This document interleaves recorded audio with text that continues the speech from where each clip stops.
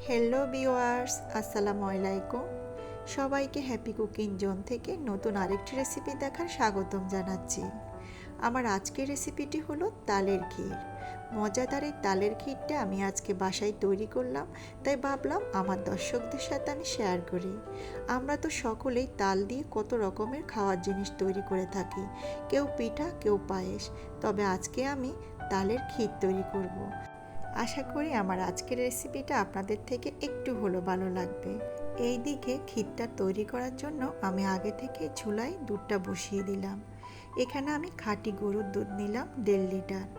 দুধটা আমি জাল করে একটু ঘন করে নেব। আর এইভাবে করে যখন দুধটা জাল করে নেবেন, দেখবেন উপর দিয়ে সর পড়বে। এই সরটা চামচ দিয়ে একটু নেড়ে ভেঙে দেবেন, তাহলে একটু দানা দানা হয়ে যাবে, ছানার মতো।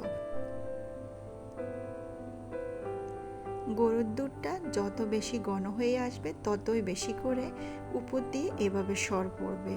সরটা আপনি চামচ দিয়ে ভেঙে দিবেন।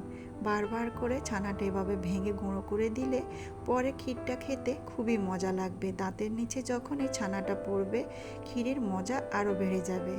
সাথে অ্যাড করব ফ্লেভারের জন্য একটা এলাচ, দিয়ে দিব 2 টেবিল চামচ চিনি। আপনারা চাইলে এখানে কনডেন্স মিল্কও দিতে পারেন। দিয়ে আমি ভালোভাবে মিশিয়ে নিচ্ছি। আরও কিছুক্ষণ জাল করে নেব।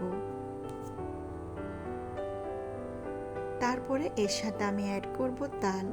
আগে থেকে তালের যে পিউরিটা নিলাম, ওই তালের পিউরিটা আমি এই গরুর দুধের সাথে অ্যাড করে দিব। খুবই সহজভাবে কিন্তু এই তালের ক্ষীরটা তৈরি হয়। খেতে কিন্তু দারুণ মজা। ছোট বড় সকলে এই তালের ক্ষীর মজা করে খাবে। একটু ফ্রিজে ঠান্ডা করে যখন এই তালের ক্ষীরটা খাবেন, আপনার মুখে লেগে থাকবে। আমি তালটা গরুর দুধের সাথে ভালোভাবে মিশিয়ে আরও কিছুক্ষণ জাল করে নেব। একটু ঘন হয়ে আসা পর্যন্ত এই তালের ক্ষীরটা আরও কিছুক্ষণ জাল করে নিতে হবে।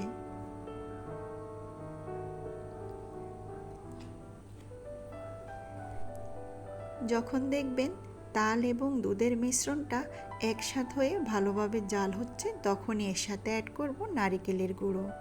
আমি কিছুটা নারিকেল কুড়িয়ে ভালোভাবে একটা পাইপেনে তেল ছাড়া একটু ভেজে নিয়েছি। ওই ভাজা নারিকেলটাই আমি এর সাথে অ্যাড করে দিলাম। নারিকেলটা এরকম একটু ভেজে যখন এই ক্ষীরে দিবেন, খুবই মিষ্টি একটি ফ্লেভার আসবে, খেতেও খুবই ভালো লাগে। আমি নারিকেলটা দিয়ে আরও কিছুক্ষণ জাল করে নেব। আমার ক্ষীরের মিশ্রণটি কিন্তু প্রায় ঘন হয়ে এসেছে। দেখেন, দুধের ওই ছানাটা কিন্তু দানা দানা হয়ে এসেছে, আপনারা দেখেই বুঝতে পারছেন।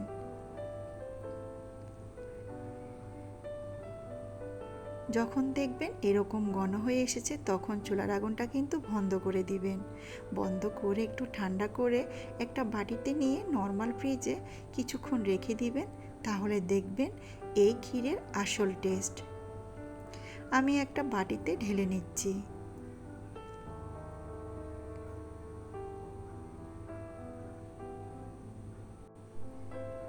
এখন দিয়ে দিচ্ছি উপর দিয়ে কিছুটা নারিকেল ভাজা, দিয়ে দিব কিছুটা বাদাম কুচি এবং কয়েকগুলো কিশমিশ। আপনারা আপনাদের পছন্দ মতন এখানে বাদাম কুচি দিতে পারেন। সব কিছু দেওয়া হয়ে গেলে নর্মাল ফ্রিজে আমি 2 ঘন্টার মতো রেখে দেব। দেখলেন তো, খুবই সহজে মজাদার তালের ক্ষীর তৈরি হয়ে গেল। এই তালের ক্ষীরটি তৈরি করতে বেশি কিছু উপকরণ লাগে না, সামান্য কিছু উপকরণ দিয়ে মজাদার এই ক্ষীরটি তৈরি করা যায়। আমি ফ্রিজ থেকে বের করে নিলাম। এই তালের ক্ষীরটি আপনি মেহমানদের দিলে তারা খুবই পছন্দ করবে এবং পরিবারের সকলে অনেক পছন্দ করবে। আমার এই মজাদার তালের ক্ষীর রেসিপিটি আপনাদের থেকে কেমন লেগেছে আমাকে কিন্তু কমেন্ট করে জানাবেন।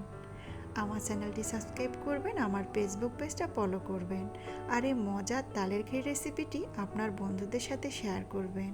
সবাই ভালো থাকবেন, সুস্থ থাকবেন, আমার জন্য দোয়া করবেন। আজ এখানে বিদায়। খুদা হাফেজ।